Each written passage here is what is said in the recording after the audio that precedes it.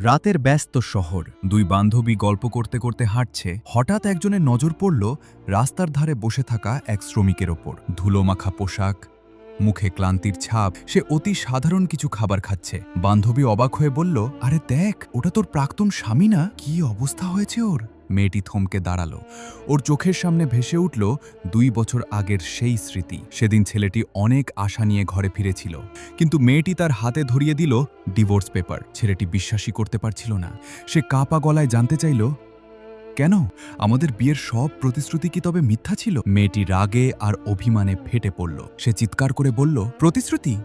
যখন আমার লিভার ট্রান্সপ্ল্যান্টের মতো বড় অপারেশন হচ্ছিল, তখন তুমি কোথায় ছিলে? যখন আমার তোমাকে সবচেয়ে বেশি প্রয়োজন ছিল, তখন তুমি পাশে ছিলে না।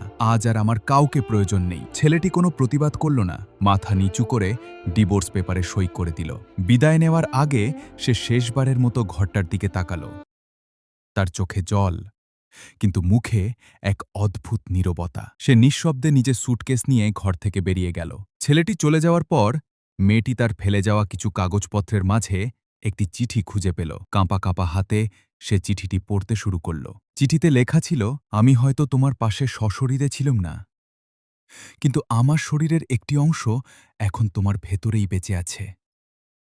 মেয়েটি স্তব্ধ হয়ে গেল। সে বুঝতে পারল, লিভার ট্রান্সপ্ল্যান্টের জন্য যে ডোনারের প্রয়োজন ছিল, সেই ডোনার আর কেউ নয়, ওর স্বামী ছিল। নিজের লিভারের অংশ দিয়ে স্ত্রীকে জীবন দিয়েছিল সে, অথচ মুখ ফুটে তা কখনো বলেনি। আর সেই অপারেশনের খরচ জোগাতে আজ সে রাজপথে সাধারণ শ্রমিকের কাজ করছে। বর্তমানে ফিরে এসে মেয়েটি অঝরে কাঁদতে লাগল। কিছু ত্যাগ হয়তো শব্দে প্রকাশ করা যায় না, শুধু অনুভব করতে হয়। কিন্তু ততক্ষণে অনেক দেরি হয়ে গেছে। লাইক, কমেন্ট, শেয়ার আর সাবস্ক্রাইব করতে ভুলবে না।